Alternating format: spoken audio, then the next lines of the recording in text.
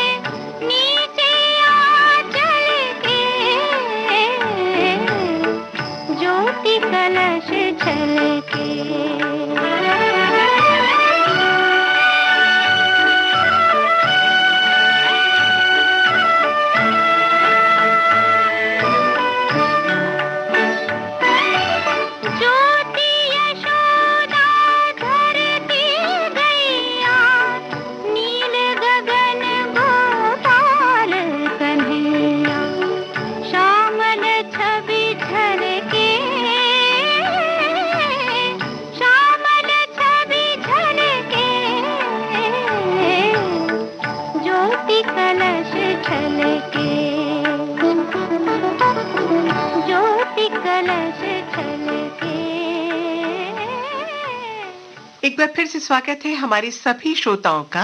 कार्यक्रम का नाम है बहारें हमको ढूंढेंगी। हम हैं आपके साथ ऋतु राजपूत और हमारे साथ हमारे मेहमान राजेश बादल और मैं राजीव कुमार शुक्ल।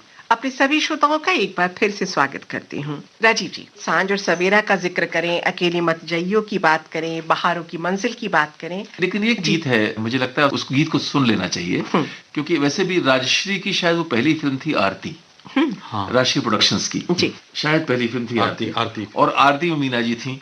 और आरती का एक गीत है जो मैंने जिक्र किया था कि तमाम दुखों कष्टों के बीच में जीवन जीने की ललक, जीने की आशा, वो जो संकल्प है, वो गीत मुझे लगता है उसे रूपायित करता है। कभी तो मिलेगी, कहीं तो मिलेगी बहारों की मंजिल राही। ये रोशन साहब का संगीत है। ये सारे गीत जब मीना जी के व्यक्तित्व को हम याद करते हैं और जिस तरह से वो पर्दे पर बिखरते सामने आती हैं, बस आप मुक्त हुए बिना रह नहीं सकते। श्रोताओं, सुनिए ये गीत। कभी तो मिलेगी, कहीं तो मिलेगी बहारों की मंजिल राही, बहारों की मंजिल राही। कभी तो मिलेगी, कहीं तो मिलेगी बहारों की मंजिल राही, बहारों की मंजिल राही।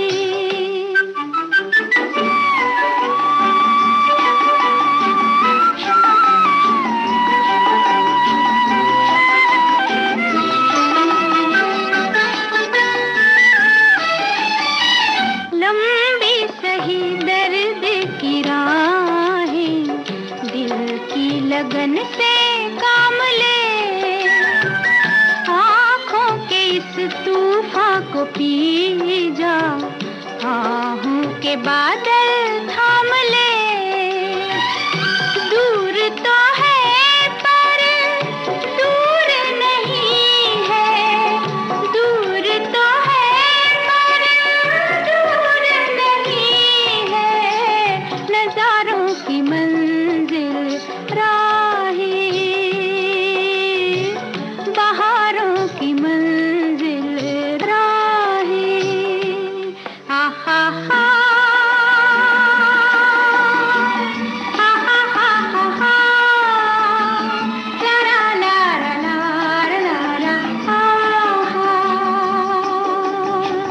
माना के है गहरा अंधेरा, गुम है डगर की चांदनी, मैली न हो धुंधली पड़े ना, देख नजर की चांदनी।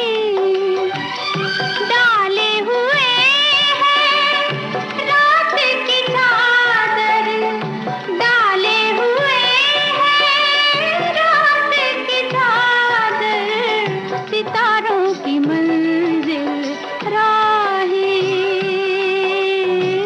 बहारों की मंजिल राही।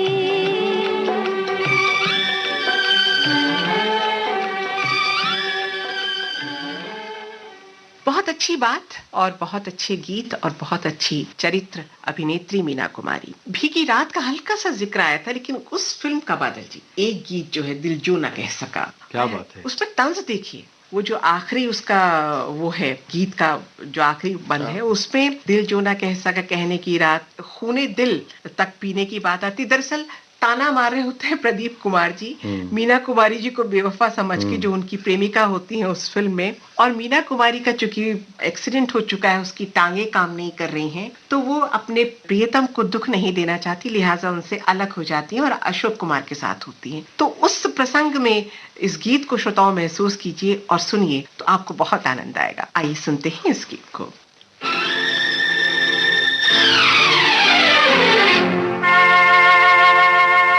दिल जो न कह सका वही राज दिल कहने की रात आई। दिल जो न कह सका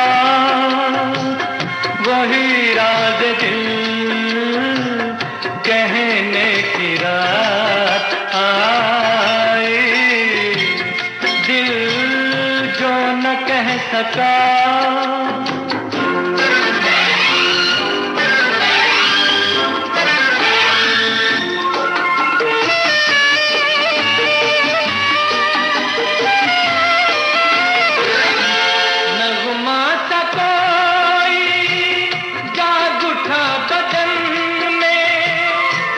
झनकार की सी थरी थरी है तन में, झनकार की सी थरी थरी है तन में। ओ मुबारक तुम्हें किसी की लरजती सी बाहों में रहने की रात आई, दिल जो न कह सका।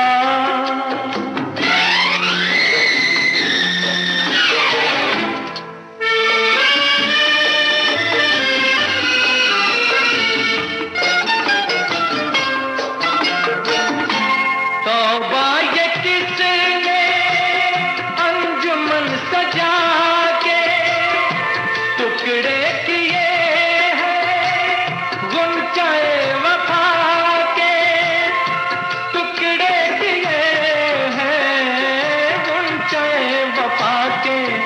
ओ उछालो गुलों के टुकड़े के रंगीन फिजाओं में रहने की रात आई, दिल जो न कह सका।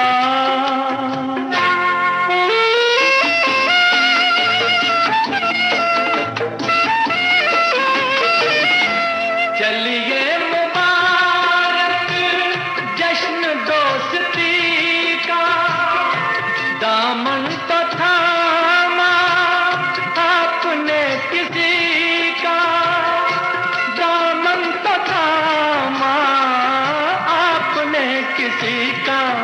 तो हमें तो खुशी यही है तुम्हें भी किसी को अपना कहने की रात आई, दिल जो न कह सका। राजीव जी। जी, दरअसल देखिए मुझे लगता है कि हम लोगों ने बातचीत की, संबंधों की बात की, संबंधों के उतार चढ़ाव की बात की, मिठास और खटास की बात की जी। और उसमें मुझे लगता है एक फिल्म के जिसके गीतों के कारण ही कह रहा हूँ कि थोड़ा जिक्र और हो सकता था, अब कर लेते हैं। बैजू बावरा, आहा, यानी संगीत की दृष्टि से अगर बैजू बावरा के बगैर तो मीना का सफर। तो बादल जी कहिए ना।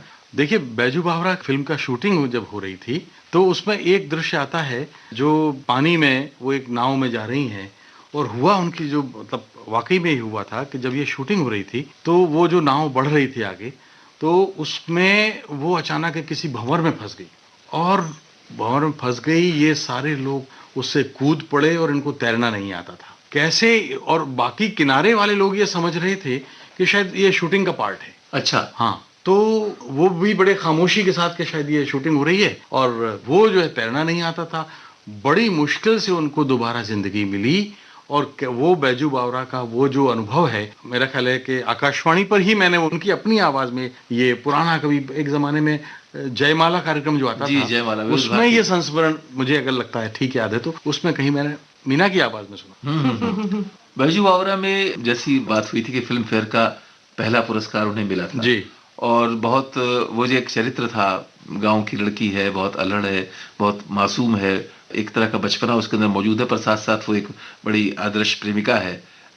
उसमें बड़े प्यारे गाने हैं। हालांकि बैजू बावरा के गाने हम सब जानते हैं कि महान गीत हैं। वो एक महान सांगीतिक फिल्म है। मन तड़पत हरिदर्शन को आज से लेकर तू गंगा की मौज में जमुना की धारा, बचपन की मोहब्बत, उसमें बचपन की मोहब्बत है और उसमें एक बड़ा सुंदर समूह गीत है, दूर कोई गाए, शमशाद बेगम धुन ये सुनाए, बहुत खूबसूरत गीत। मुझे लगता है इस गाने को सुन लेना चाहिए। इसमें मीना कुमारी को लोग छेड़ भी रहे हैं, इसमें वो नाराज भी हो रही हैं, उनको गांव के लोग उनको छेड़ रहे हैं और जहां से गुजरती हैं वहां से लोगों ने छेड़ते हैं। तो ये बड़ा मतलब अद्भुत रूप है इस गीत को। अच्छा, मन मन मुस्काती हैं और ऊपर से नाथ हिलाती हैं। मतलब मन में तो खुश हो रही है और ऊपर से गर्दन हिला रही थी। नहीं नहीं नहीं, कुछ नहीं। ये हमारे गांव में इसकी एक बड़ी कहावत प्रचलित है, मन मन भावे मूड हिलावे। मूड हिलावे।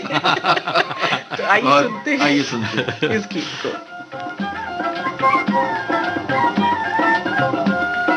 दूर कोई गाए धुन ये सुनाए, तेरे बिन चलिया रे, बजन मुरलिया रे।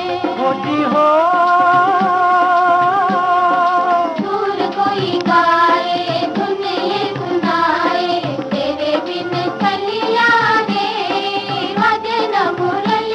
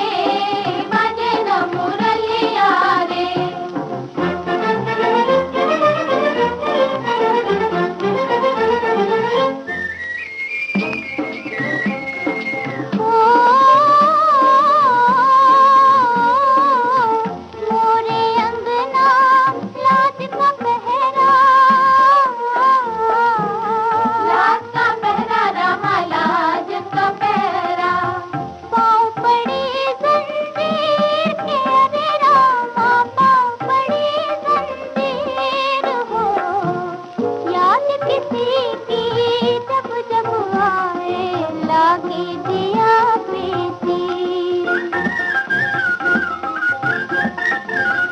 याद किसी की जब जब आए लागे दिल पे तीर कि अरे रामा लागे दिल पे तीर आँख भर आए जल बरसाए तेरे बिन चलिया रे बाजे न मुरलिया रे। जी, बहुत अच्छा गीत राजीव जी ने जिक्र किया और हमने अपने श्रोताओं तक पहुंचाया। बैजू बावरा का ही एक गीत मुझे लगता है कि मीना कुमारी जी के साथ जोड़कर उसको सुनाना थोड़ा जरूरी लगेगा, और वो गीत है मोहे भूल गए सांवरिया। उसमें दर्द के जितने भी रंग छिटकते हैं जिसे कहना चाहिए, और विरह की जो वेदना है वो जो अभिव्यक्त होती है उनकी दृष्टि से, उनके आंसुओं से मुझे कुछ याद आ गया। बता दूं, शुरुआती दौर में जब फिल्में करती थी तो ये रो नहीं पाती थी, और जहां तक मुझे याद है चित्रलेखा फिल्म की बात है, केदार शर्मा जी निर्देशक निर्माता थे और उसमें एक सीन इन्हें करना था और ये मतलब रो नहीं पा रही थी। फिर बाद में कुछ ऐसा हुआ कि ज़ारो कतार बहुत जोर जोर से रोने लगी, तो वो एक किनारे पे ले गए, बेटा इतना भावुक नहीं होते हैं, ठीक है अभिनय है लेकिन ग्लिसरीन का इस्तेमाल कर लिया करो। लेकिन ये डूब जाती थी जब रोना शुरू करती थी। इतनी ज्यादा भावुक और संवेदनशील अभिनेत्री थी मीना कुमारी जी की। तो आइए सुनते हैं बैजू बावरा का वो गीत। चित्रलेखा पर अभी हम लोग बहुत अच्छी तरह से बात को कुछ पे करना जरूरी है, लेकिन ये गीत अभी सुन लेते हैं, मोहे भूल गए सांवरिया, बैजू बावरा का अमर गीत जिसमें मीना कुमारी को मिला था फिल्म फेयर का पहला पुरस्कार। आइए सुनते हैं इस गीत को।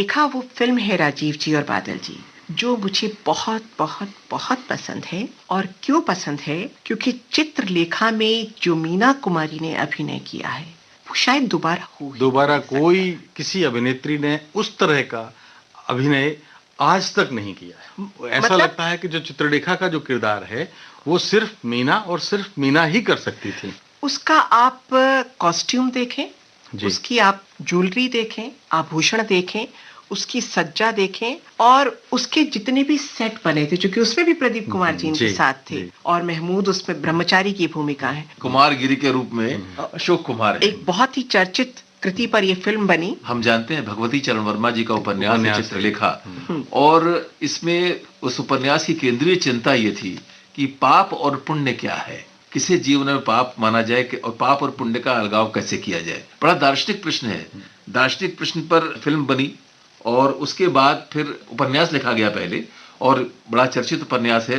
भगवती चरण वर्मा तो बहुत जाने माने रचनाकार हिंदी के, हम सब जानते हैं, भूले बिसरे चित्र और ऐसी अद्भुत उनकी रचनाएं हैं। तो चित्रलेखा एक अपने आप में बड़ी साहित्यिक कृति, महान साहित्यिक कृति, और उसके ऊपर उस पर और केदार शर्मा ने चित्रलेखा इसके पहले भी बनाई। जी। दिलचस्प बात यह है, पर उन्होंने इसको दोबारा बनाया। और आप जो कह रही थी, आपने बड़ा अच्छा जिक्र किया उसमें आभूषणों का, साथ साथ मैं ये कहना चाहूंगा उसमें जो संगीत है, गीत है, साहिर लुधियानवी के गीत, आहा, क्या मतलब गीत उस है। दर्शन को, जो दर्शन मतलब संसार से भागे फिरते हो, भगवान को तुम क्या पाओगे। बिल्कुल। ये जो अपने आप में एक अद्भुत रचना है, तो इसको मैं समझता हूँ यहाँ हम सुनेंगे। आइए सुनते हैं। संसार से भागे फिरते हो, भगवान को तुम क्या पाओगे, इस लोक को भी अपना न सके, उस लोक में भी पछताओगे। संसार से भागे फिरते हो।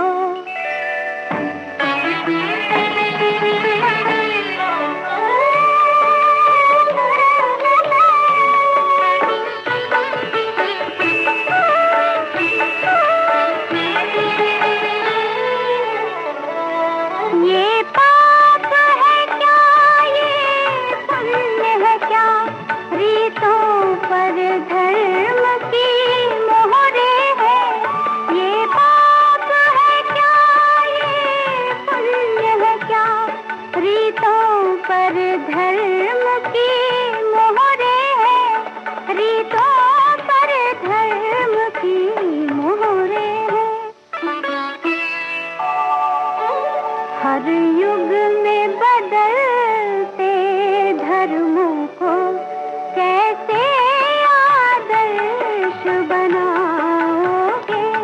संसार से भागे फिरते हो।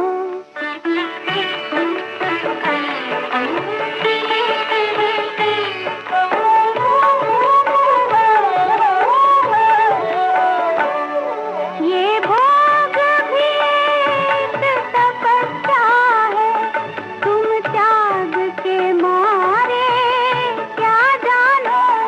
ये भोग भी एक तपस्या है, तुम त्याग के मारे क्या जानो। तुम त्याग के मारे क्या जानो। अपमान रचेता का होगा, रचना को अगर ठुकराओगे। संसार से भागे फिरते हो।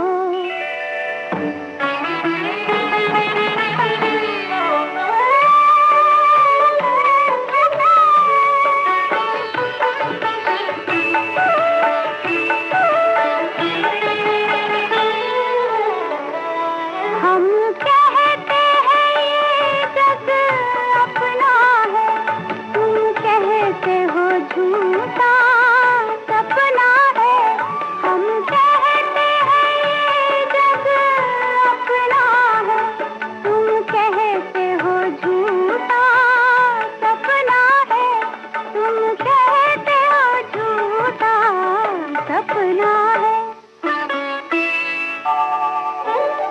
हम जन्म बिता कर जाएंगे, तुम जन्म गवा कर जाओगे। संसार से भागे फिरते हो, भगवान को तुम क्या पाओगे। संसार से भागे फिरते हो। बात चल रही थी चित्रलेखा की और मैंने कहा था कि ये मेरी बहुत प्रिय फिल्म है और इसलिए भी प्रिय फिल्म है कि इसमें जितने भी चरित्र हैं, हम अशोक कुमार जी को देखें, प्रदीप कुमार जी को देखें और प्रेम का, प्रणय का जो इसमें चित्रण है उसको मुझे लगता है शायद शब्दों की परिधि से बाहर है। खास करके वो जो गीत है सखीरी मेरा मन उलझे तन डोले, उसमें उनकी सज्जा और उनका लहकना और बेला बोस का बैकग्राउंड में नृत्य करना बहुत ही प्यारा गीत है। और खास करके वो मुखौटे लगा कर इसमें जो इस हॉल के अंदर राजा के सामने जो काहे तड़पाए जियरा, बहुत ही प्यारा गीत है। और जब वो महमूद को तंग करती हैं इस फिल्म में, क्योंकि वो तो नर्तकी हैं और मदिरापान करती हैं इस फिल्म में जो उनका चरित्र है, और ये ठहरे ब्रह्मचारी और इनको शिक्षा के लिए भेजा गया है कि जाओ उनके बीच में रहो। और चूंकि दार्शनिक फिल्म है जैसा कि राजीव जी ने कहा, और महमूद वहां जाते हैं और भागे भागे फिरते हैं और वहां लड़कियां ही लड़कियां और सब एक से बढ़कर एक सुंदर नारियां हैं और वहां पे वो कैसे ब्रह्मचर्य का पालन करें, ये बहुत बड़ी चुनौती थी। तो उस फिल्म का जितना भी चित्रांकन है मुझे लगता है अद्भुत है। एक बात और मैं अगर आप ध्यान दें इस फिल्म में कि जैसे हम कहते हैं कि जिंदगी विरोधाभासों का गुच्छा है, उस मीना कुमारी की जिसकी परवरिश के दौरान पढ़ाई लिखाई को कोई स्थान नहीं था, ये फिल्म जो है चित्रलेखा, ये फिल्म जिंदगी के दर्शन को कहीं ना कहीं ले जाती है और बहुत ऊपर तक ले जाती है। एक वो महिला जिसने जिंदगी में स्कूल नहीं देखा, जिसने साहित्य नहीं पढ़ा, और जब पर्दे पर वो कहती है संसार से भागे फिरते हो, भगवान को तुम क्या पाओगे, जब उस दर्शन को, जिंदगी के दर्शन को वो अपने भीतर जीती है, तब लगता है कि वाकई में इस महिला को पढ़ने लिखने की जरूरत ही क्या है। और उसमें वो दृश्य आते हैं जहां पर कि कुमारगिरी वो चुनौती देती हैं। और लेकिन उसमें मैं एक चित्रलेखा की जब बात होती है तो चित्रलेखा मैंने बचपन में देखी थी, हम सबके बचपन में फिल्म आई थी जी। पर जैसा होता है कुछ वर्षों बाद, यानी लगभग कहना चाहूंगा करीब शायद 15-20 साल पहले दोबारा वो फिल्म मुझे एक बार देखने का मौका मिला टेलीविजन पे, और मेरा ध्यान इस बात पे गया जो बचपन में नहीं जा सकता था कि चित्रलेखा में एक तरह की मादकता है जो उसके पूरे परिवेश में रची बसी हुई है, एक तरह की विलास की शिथिलता जिसे कहते हैं, लेकिन उसमें वल्गैरिटी नहीं, वल्गैरिटी बिल्कुल नहीं। मतलब और मेरा ख्याल है कि मीना की किसी फिल्म में आप अभिनय के तमाम रूप देखेंगे। आपने बड़े सुंदर गीतों का जिक्र किया कि सभी गीत मुझे बहुत मन रे तो काहे ना धीरे है, लेकिन नहीं, मैं आपको वो गीत बता रहा हूँ, एरी जाने न दूं। यानी जो मैं तो इसमें देखिए एक खास बात और है, अपने रसिक को, इसमें ऋतु जी साहिर साहब ने रसिक का इस्तेमाल किया है। जो रसिक शब्द का इस्तेमाल है ये कमाल है। मैं तो अपने रसिक को रख लूंगी पलकों, आंखों में, अखियों में पलकें मूंद। ये जो कमाल है पूरा, और ये रोशन का म्यूजिक, रोशन का संगीत। तो हमारे हिंदी गीत संसार से ऐसे शब्द एकदम गायब हो गए, अब मूंद लेना मतलब एकदम खत्म हो गया। तो इस गीत को सुने। बिल्कुल मैं तो कहूँगी एरी जाने दूंगी। आइए सुनते हैं।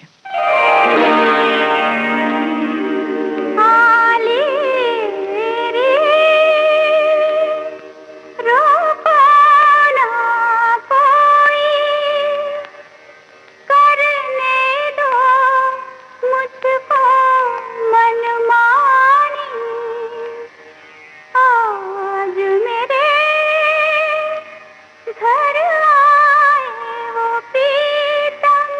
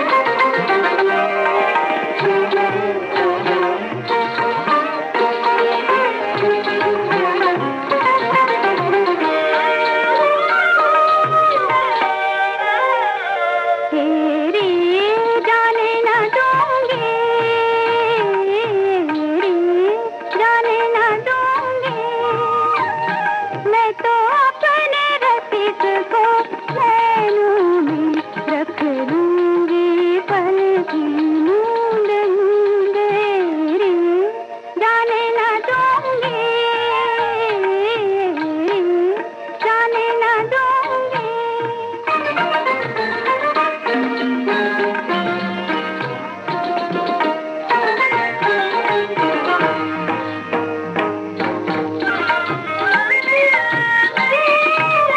पलकों में कुंडल डालो और बेहद सुगंध बसाओ, जो देखे मोहित हो जाए ऐसा रूप सजाओ।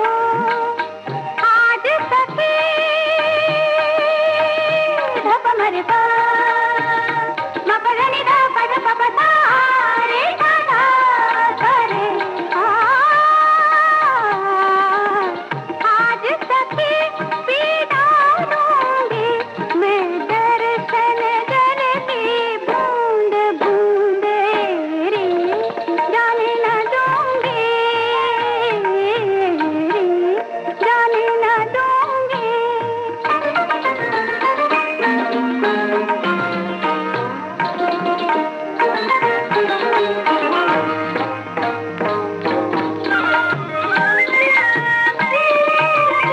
मधुर मिलन की दुर्लभ बेला यूं ही बीत न जाए, ऐसी रैन जो व्यर्थ गवाए जीवन भर पछताए।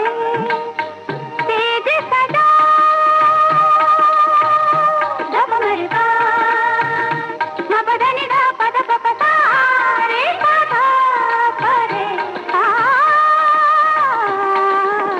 तेज सजा मेरे साजन की ले आओ कलियां बूंद बूंद रे, जाने न दूंगी रे, जाने न दूंगी। मैं तो अपने रसिक को नैनों में रख लूंगी पल की नींद नींद रे, जाने न दूंगी रे, जाने न दूंगी। इस कार्यक्रम की अगली कड़ी आप तक पहुंचेगी। प्रोग्राम आपका अपना बहारें हमको ढूंढेंगी। हमारा जिक्र भी होगा, हमारी बात भी होगी, रगों में आपकी हरदम हमारी याद